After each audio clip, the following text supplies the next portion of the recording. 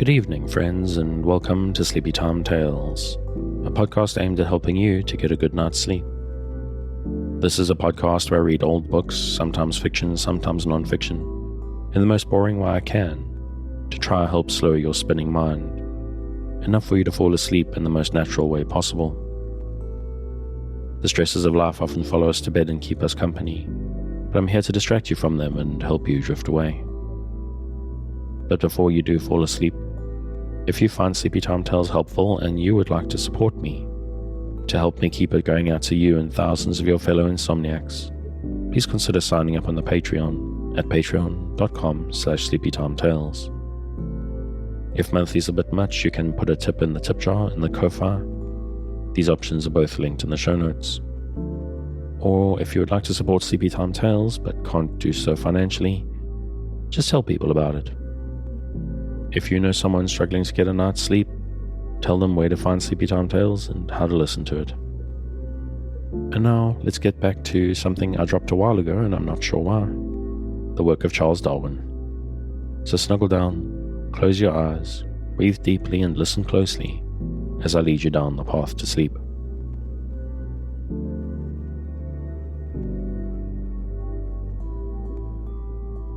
We return again to On the Origin of Species by Means of Natural Selection by Charles Darwin.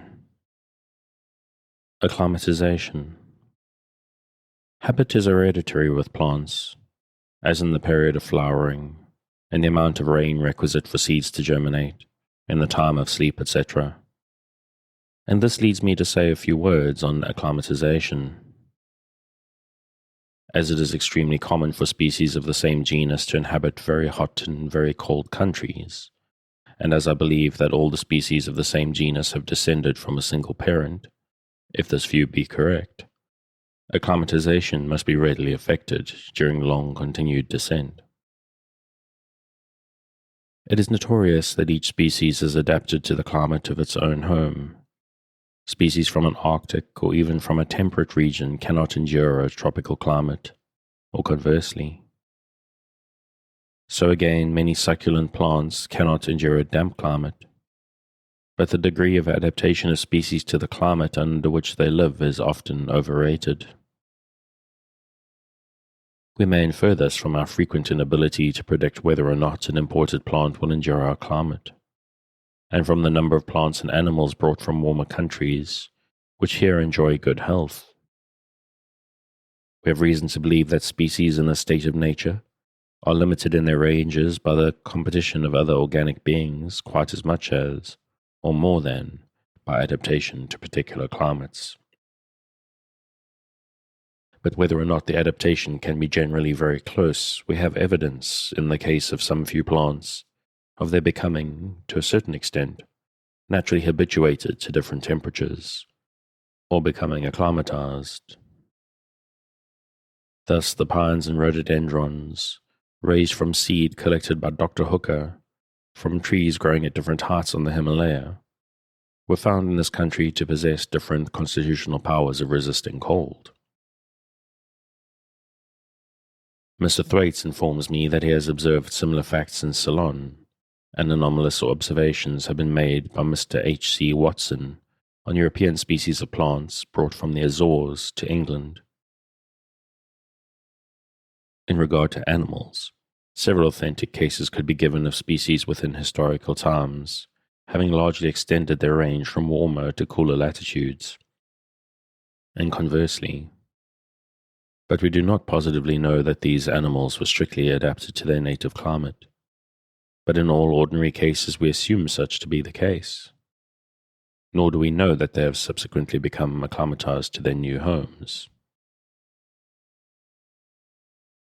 As I believe that our domestic animals were originally chosen by uncivilized man because they were useful and bred readily under confinement, and not because they were subsequently found capable of far extended transportation, I think the common and extraordinary capacity in our domestic animals, not only withstanding the most different climates, but that of being perfectly fertile, a far severer test, under them, may be used as an argument that a large proportion of other animals, now in a state of nature, could easily be brought to bear widely different climates.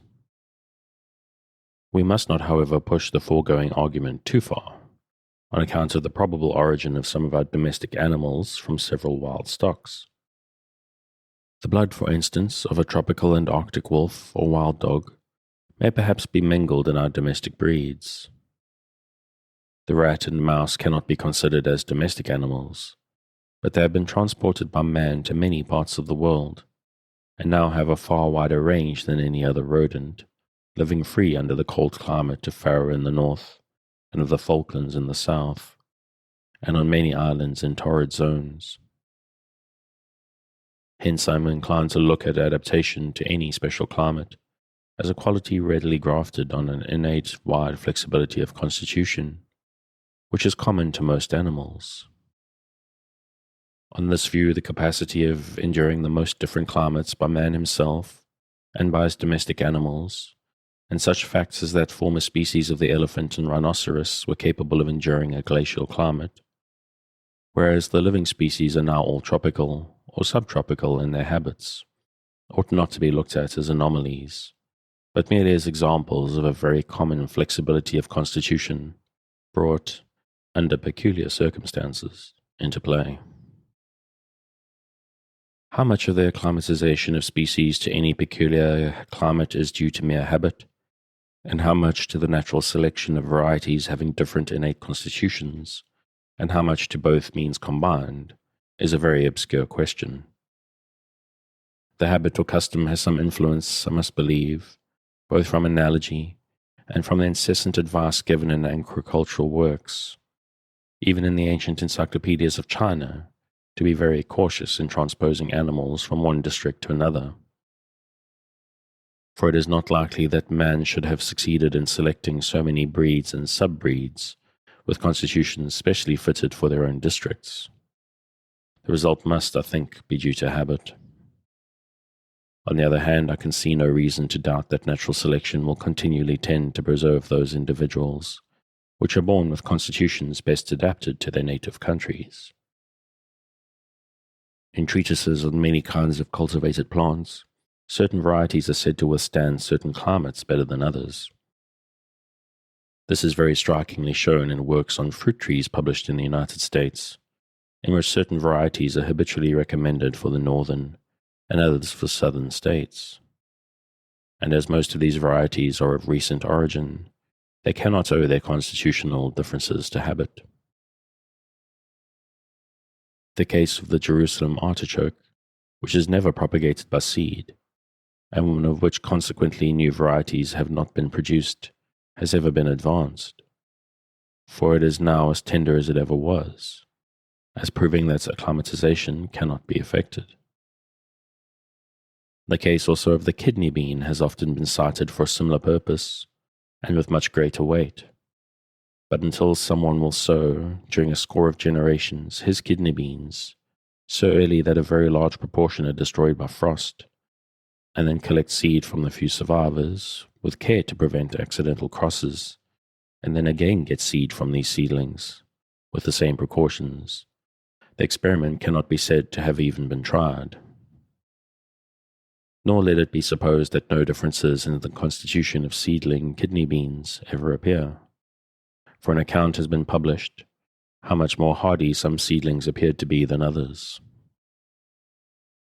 On the whole, I think we may conclude that habit, use, and disuse have in some cases played a considerable part in the modification of the constitution and of the structure of various organs, but that the effects of use and disuse have often been largely combined with, and sometimes overmastered by, the natural selection of innate differences. Correlation of growth. I mean by this expression that the whole organization is so tied together during its growth and development that when slight variations in any one part occur and accumulated through natural selection, other parts become modified. This is a very important subject, most imperfectly understood. The most obvious case is that modifications accumulated solely for the good of the young or larva will, it may safely be concluded, affect the structure of the adult in the same manner as any malconformation affecting the early embryo, seriously affects the whole organization of the adult. The several parts of the body which are homologous, and which, at an early embryonic period, are alike, seem liable to vary in an allied manner.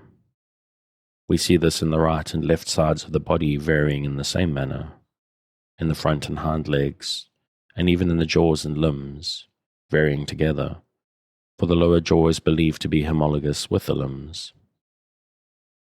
These tendencies, I do not doubt, may be mastered more or less completely by natural selection.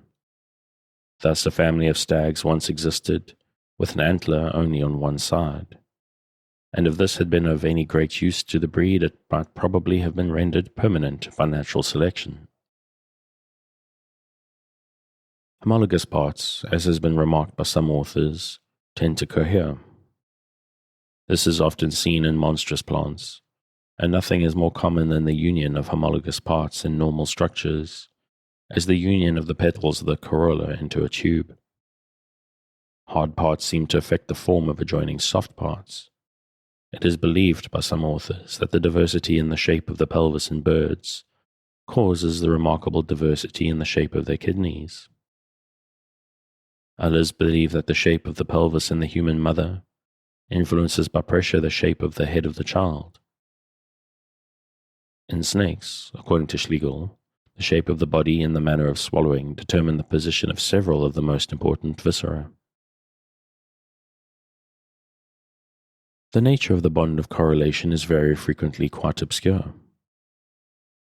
Monsieur Ives Geoffroy St. Hilaire has forcibly remarked that certain malconformations very frequently, and that others rarely coexist, without our being able to assign any reason. What can be more singular than the relation between blue eyes and deafness in cats, and the tortoiseshell colors with the female sex?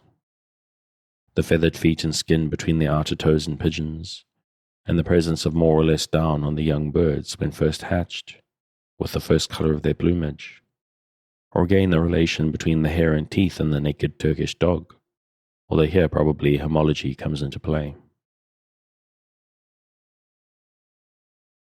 With respect to this latter case of correlation, I think it can hardly be accidental that if we pick out the two orders of mammalia which are most abnormal in their dermal coverings, v. Cetacea, whales, and Edentata, armadillos, scaly anteaters, etc., that these are likewise the most abnormal in their teeth.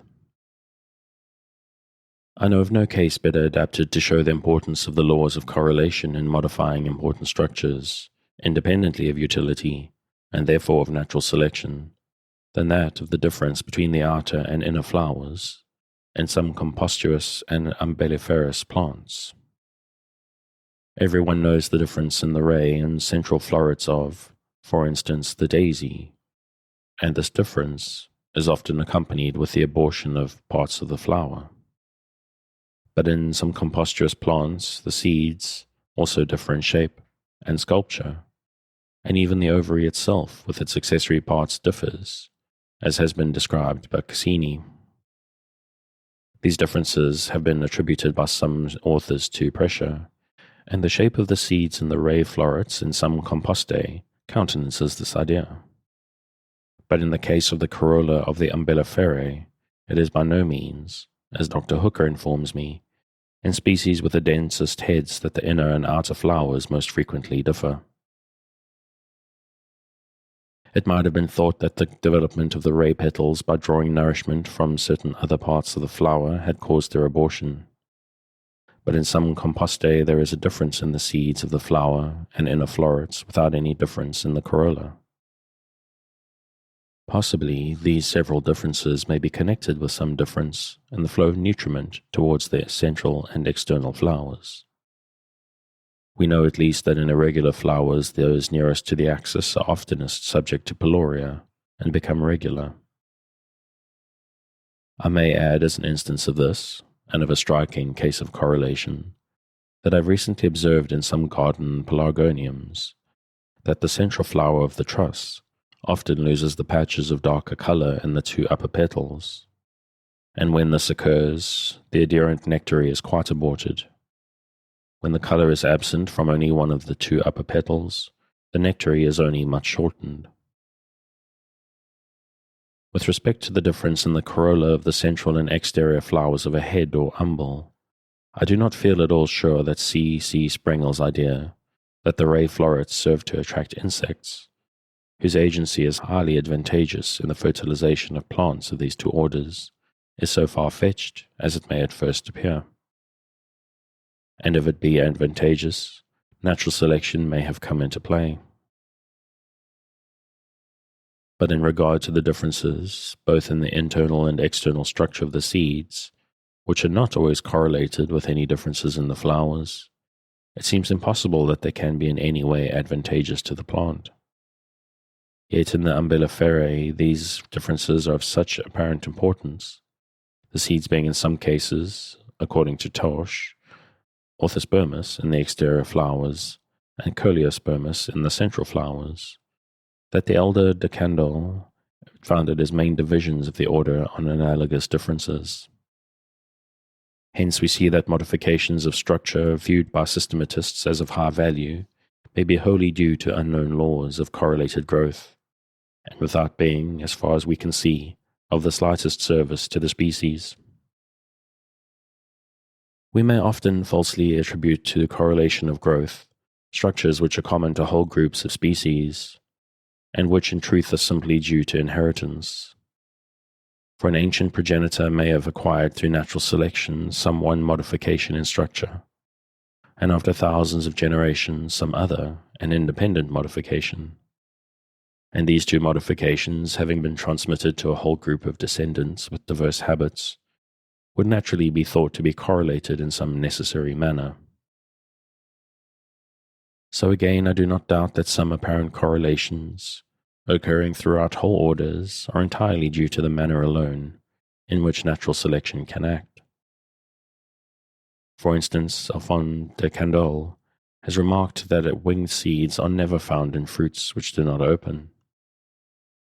I should explain the rule by the fact that seeds could not gradually become winged through natural selection, except in fruits which opened, so that the individual plants producing seeds which were a little better fitted to be wafted further might get an advantage over those producing seed less fitted for dispersal, and this process could not possibly go on in fruit which did not open. The elder Goffroy and Goethe compounded, at about the same period, their law of compensation or balancement of growth, or as Goethe expressed it, in order to spend on one side, nature is forced to economize on the other side. I think this holds true to a certain extent with our domestic productions. If nourishment flows to one part or organ in excess, it rarely flows, at least in excess, to another part. Thus it is difficult to get a cow to give much milk and to fatten readily. The same varieties of the cabbage do not yield abundant and nutritious foliage, and a copious supply of oil-bearing seeds. When the seeds in our fruits become atrophied, the fruit itself gains largely in size and quality. In our poultry, a large tuft of feathers on the head is generally accompanied by a diminished comb, and a large beard by diminished wattles. With species in a state of nature, it can hardly be maintained that the law is of universal application, but many good observers, more especially botanists, believe in its truth.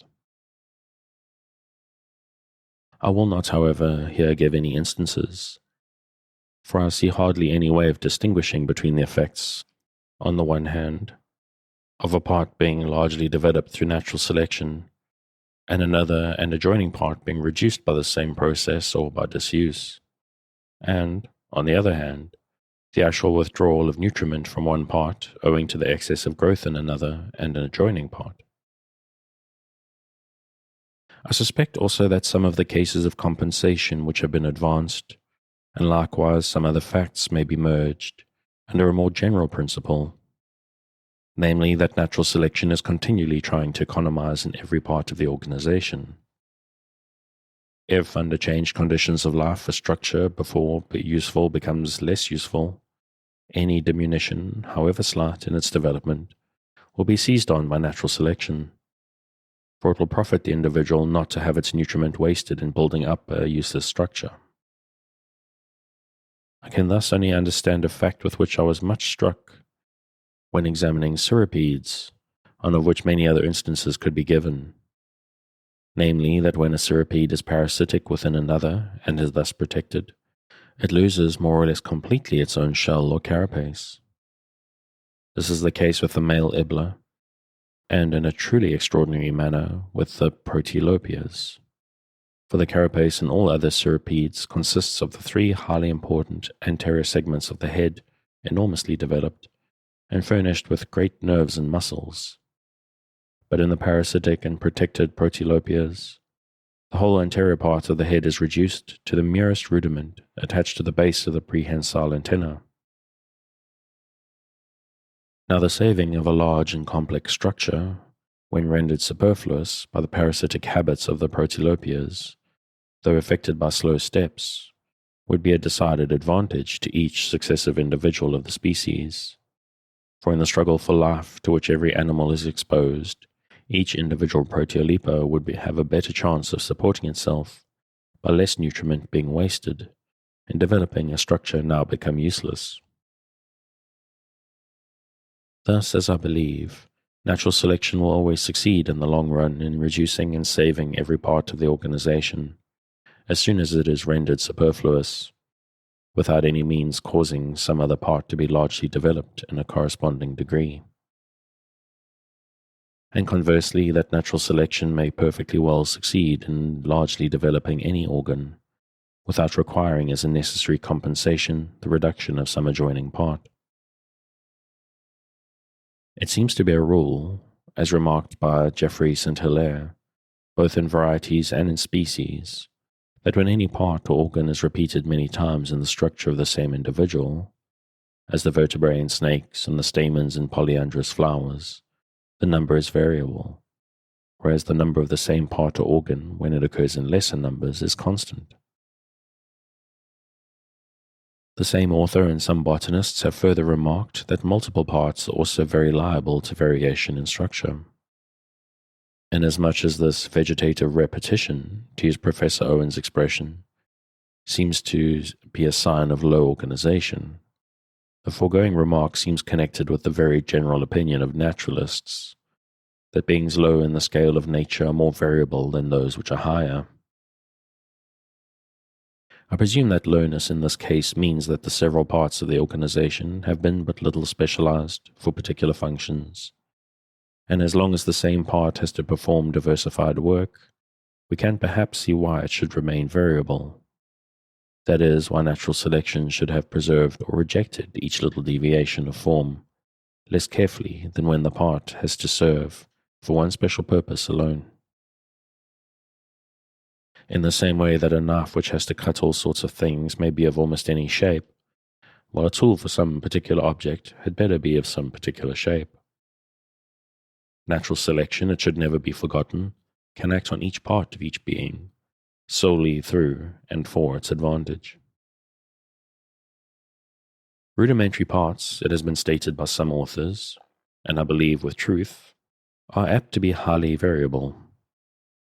We shall have to recur to the general subject of rudimentary and aborted organs, and I'll here only add that their variability seems to be owing to their uselessness, and therefore to natural selection having no power to check deviations in their structure. Thus rudimentary parts are left to the free play of the various laws of growth, to the effects of long-continued disuse, and to the tendency to reversion.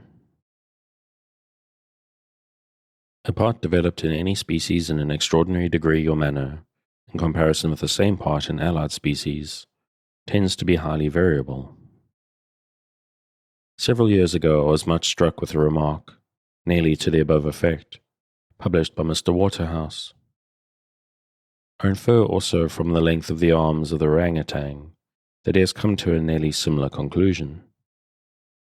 It is hopeless to attempt to convince any one of the truth of this proposition without giving the long array of facts which I have collected, and which cannot possibly be here introduced. I can only state my conviction that it is a rule of high generality. I am aware of several causes of error, but I hope that I have made due allowance for them. It should be understood that the rule by no means applies to any part, however unusually developed, unless it be unusually developed in comparison with the same part in closely allied species. Thus, the bat's wing is a most abnormal structure in the class Mammalia, but the rule would not here apply, because there is a whole group of bats having wings. It would apply only if one species of bat had its wings developed in some remarkable manner in comparison with the other species of the same genus. The rule applies very strongly in the case of secondary sexual characters, when displayed in any unusual manner. The term secondary sexual characters used by Hunter applies to characters which are attached to one sex, but are not directly connected with the act of reproduction. The rule applies to males and females, but as females more rarely offer remarkable secondary sexual characters, it applies more rarely to them. The rule being so plainly applicable in the case of secondary sexual characters may be due to the great variability of these characters, whether or not displayed in any unusual manner, of which I think there can be little doubt. But that our rule is not confined to secondary sexual characters is clearly shown in the case of hermaphrodite cirripedes, and I may here add that I particularly attended to Mr. Waterhouse's remark whilst investigating this order, and I am fully convinced that the rule almost invariably holds with cirripedes. I shall in my future work give a list of the most remarkable cases. I will here only briefly give one, as it illustrates the rule in its largest application. The opercular valves of sessile cirripedes, rock barnacles, are in every sense of the word very important structures, and they differ extremely little even in different genera. But in the several species of one genus, Pyrgoma, these valves represent a marvelous amount of diversification, the homologous valves in the different species being sometimes wholly unlike in shape, and the amount of variation in the individuals of several of the species is so great that it is no exaggeration to state that the varieties offer more from each other in the characters of these important valves than do other species of distinct genera. As birds within the same country vary in remarkably small degree, I have particularly attended to them, and the rule seems to me certainly to hold good in this class. I cannot make out that it applies to plants, and this would seriously have shaken my belief in its truth, had not the great variability in plants made it particularly difficult to compare the relative degrees of variability. When we see any part or organ developed in a remarkable degree or manner in any species, the fair presumption is that it is of high importance to that species. Nevertheless, the part in this case is eminently liable to variation. Why should this be so? On the view that each species has been independently created, with all its parts as we now see them, I see no explanation. But on the view that groups of species have descended from other species, and have been modified through natural selection, I think we can obtain some light. In our domestic animals, if any part or the whole animal be neglected, and no selection be applied, that part, for instance the comb in the Dorking fowl, or the whole breed will cease to have a nearly uniform character. The breed will then be said to have degenerated. In rudimentary organs, and in those which have been but little specialized for any particular purpose, and perhaps in polymorphic groups, we see a nearly parallel natural case. For in such cases, natural selection either has not or cannot come into full play, and thus the organization is left in a fluctuating condition. But what here more especially concerns us is that in our domestic animals, those points, which at the present time are undergoing rapid change by continued selection, are also eminently liable to variation. Look at the breeds of the pigeon. See what a prodigious amount of variance there is in the beak of the different tumblers, in the beak and wattle of the different carriers, in the carriage and tail of our fantails, etc. These being the points now mainly attended to by English fanciers. Even in the subbreeds, as in the short-faced tumbler, it is notoriously difficult to breed them nearly to perfection, and frequently individuals are born which depart widely from the standard. There may be truly said to be a constant struggle going on between, on the one hand, the tendency to reversion to a less modified state, as well as an innate tendency to further variability of all kinds, and on the other hand, the power of steady selection to keep the breed true.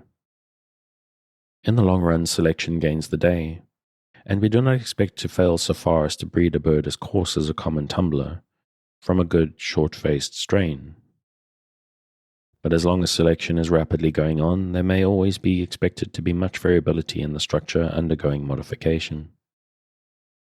It further deserves notice that these variable characters, produced by man's selection, sometimes become attached, from causes quite unknown to us, more to one sex than to the other, generally to the male sex, as with the wattle of carriers and the enlarged crop of pouters. Now let us turn to nature. When a man has been developed in an extraordinary manner in any one species, compared with the other species of the same genus, we may conclude that this part has undergone an extraordinary amount of modification, since the period when the species branched off from the common progenitor of the genus.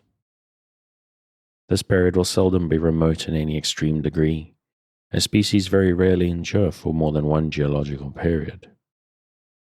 An extraordinary amount of modification implies an unusually large and long-continued amount of variability, which has continually been accumulated by natural selection for the benefit of the species.